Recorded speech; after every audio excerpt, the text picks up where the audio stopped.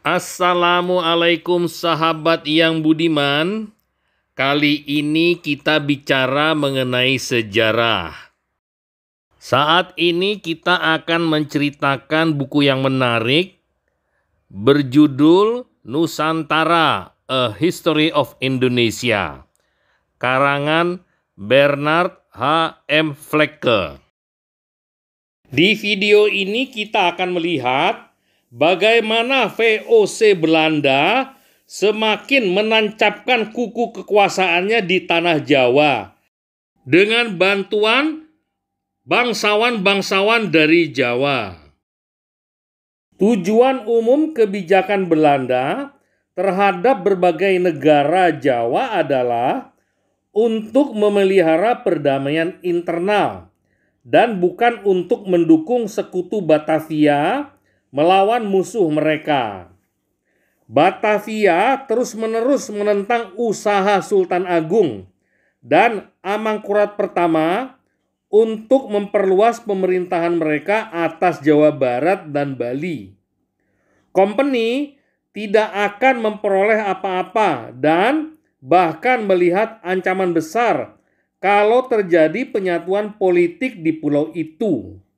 Di lain pihak, ia akan rugi besar kalau keadaan perang dan pertikaian internal terus muncul dari Banten dan Bali. Keadaan seperti itu akan mengakhiri penyerahan tanda kutip beras yang telah dijadikan tanggung jawab penguasa-penguasa daerah di Mataram. Karena itu, kebijakan Batavia ditujukan pada pencegahan semua aksi militer, baik yang diambil Sultan untuk memperkuat kekuasaannya, maupun para penentangnya yang ingin menggulingkannya. Mungkin banyak raja Jawa merasa sangat tidak puas terhadap Batavia, yang membuat mereka semua lemah dan yang mencegah kebangkitan kembali negara-negara Jawa yang kuat.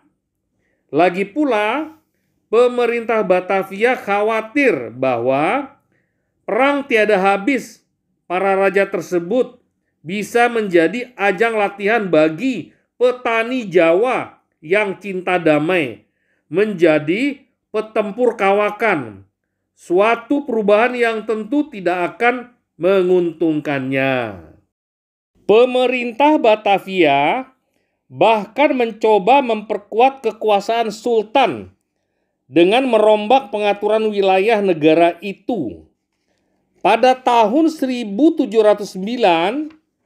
pembagian daerah-daerah feodal yang ada di Mataram dihapuskan dan wilayahnya dibagi kembali ke dalam 43 kabupaten yang kurang lebih berukuran sama dan berstatus setara.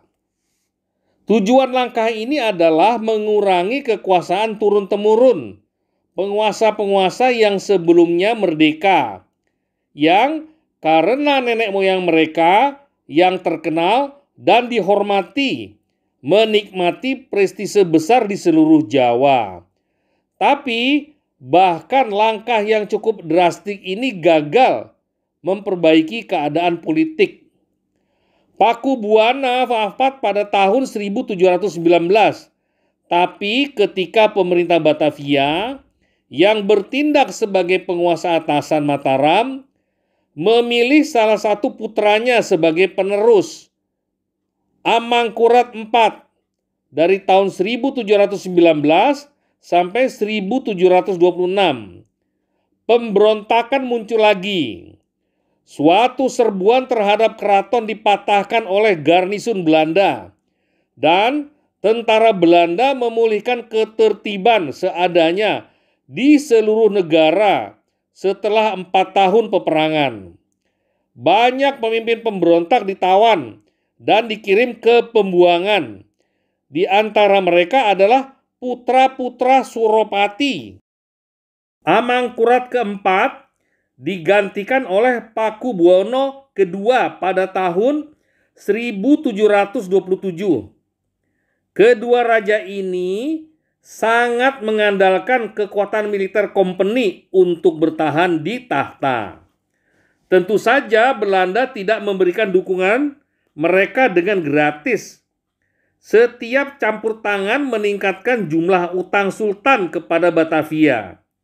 Dan dengan cepat jumlah keseluruhan melampaui kemampuan bayarnya.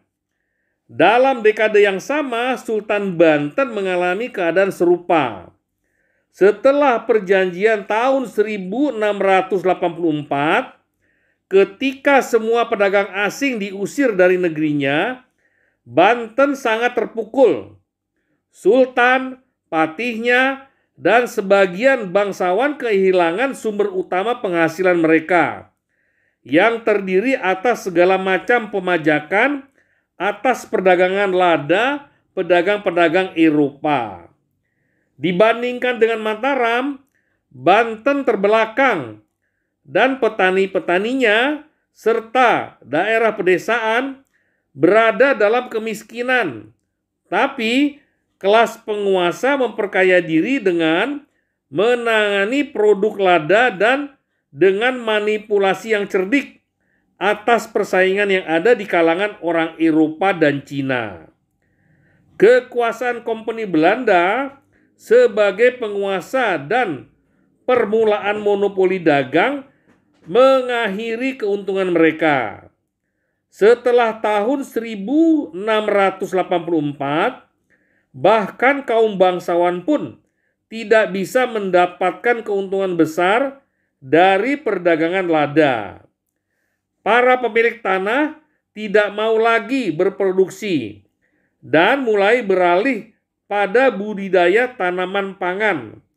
Semua ini mengakibatkan ketidakpuasan umum dan penyusutan kekuasaan Sultan yang memaksanya mencari perlindungan Batavia. Pada tahun 1731, Batavia menyepakati satu perjanjian baru dengan Banten dan 2 tahun kemudian dengan Mataram.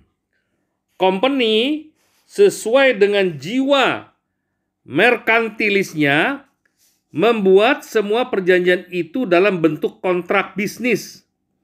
Kontrak dengan Banten memberikan hak kepada Batavia untuk mendirikan benteng di beberapa titik yang akan memungkinkannya melakukan kontrol lebih baik atas pelabuhan utama kesultanan.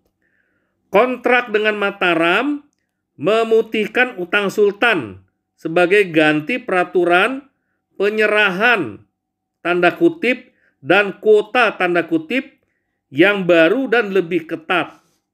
Tapi semakin tunduk para sultan terhadap orang asing yang dibenci, semakin rendah pula rasa hormat rakyat terhadap penguasa asli mereka.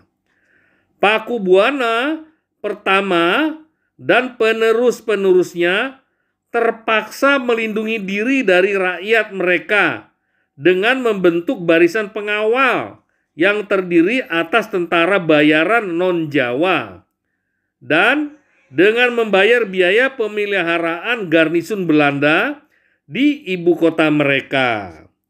Dalam usaha mereka yang tergesa-gesa untuk meningkatkan penghasilan, mereka juga melakukan hal yang sangat tidak populer. Mereka menerima masuknya pedagang-pedagang Cina ke pedalaman Jawa dan bahkan menyewakan desa-desa dan kabupaten-kabupaten kepada orang Cina kaya yang kuat membayar mahal kepada Sultan karena tahu bagaimana caranya memeras beras sebanyak mungkin dari penduduk desa. Pemerintah Batavia sangat sadar akan bahaya membiarkan situasi politis yang goyah di Jawa terus berlangsung. Tapi pada masa itu orang Batavia punya masalah sendiri yang perlu mereka khawatirkan. Sampai di sini dulu sahabat. Video selanjutnya menceritakan bagaimana banyak orang mati di Batavia. Jangan lupa di-subscribe. Terima kasih.